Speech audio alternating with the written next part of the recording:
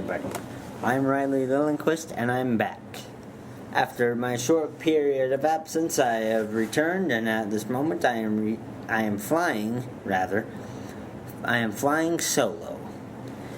It is my great pleasure to be speaking with you today, and I think today, unlike many of my podcasts, we will do something rather extraordinary. You don't hear it in the media very much. It's not something spread around anymore. We're going to do something called the news. We're going to do it right, too. Well, mostly right, let's say.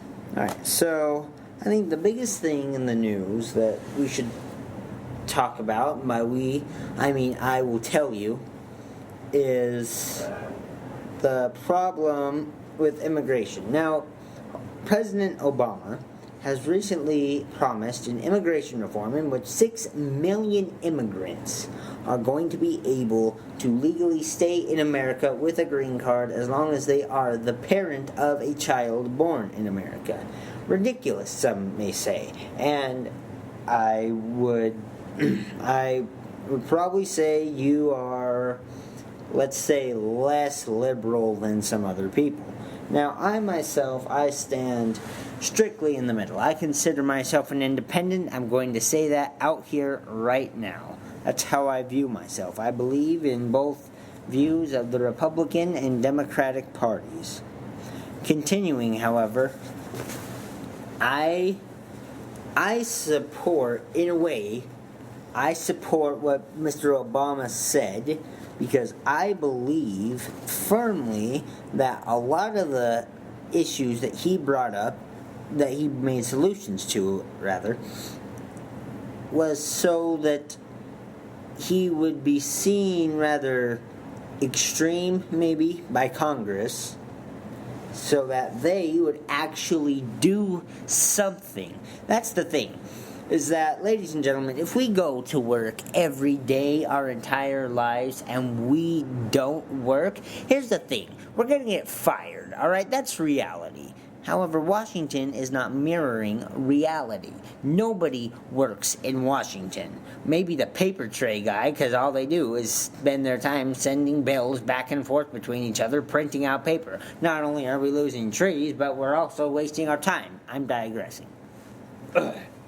So, my main point, everybody, is that Congress needs to actually do something. And Obama is looking to push Congress into action by offering a bill that the conservatives will find ridiculous, but a bill that won't necessarily be disastrous to the government if Congress doesn't act against it.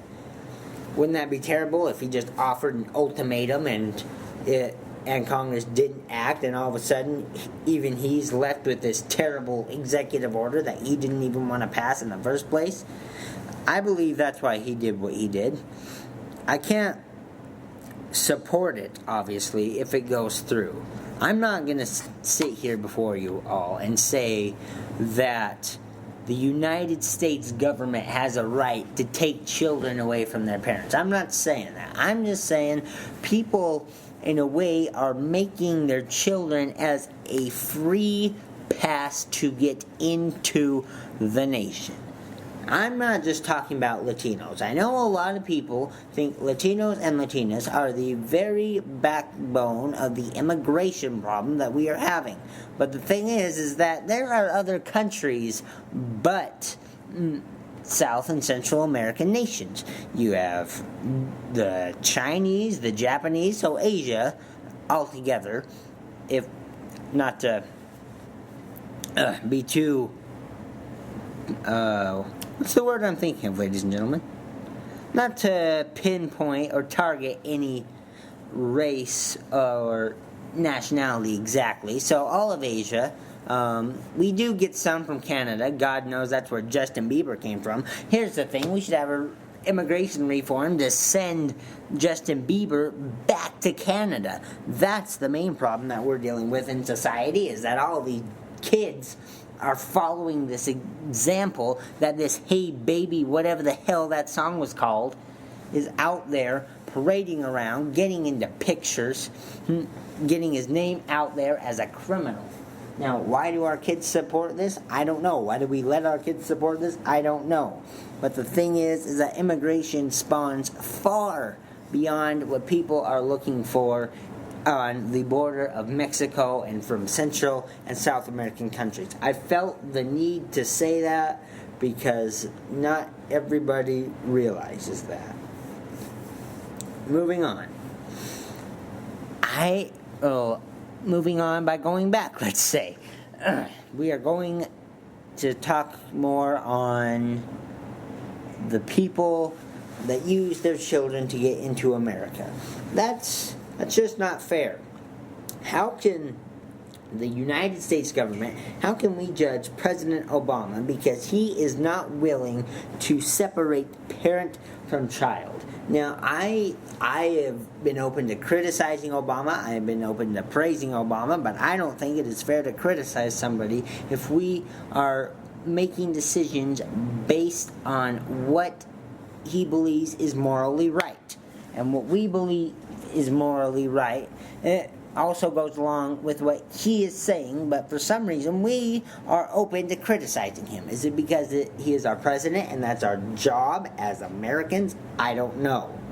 But I believe it is important that we give President Obama the benefit of the doubt and say that he wants to keep families together. These children are United States citizens.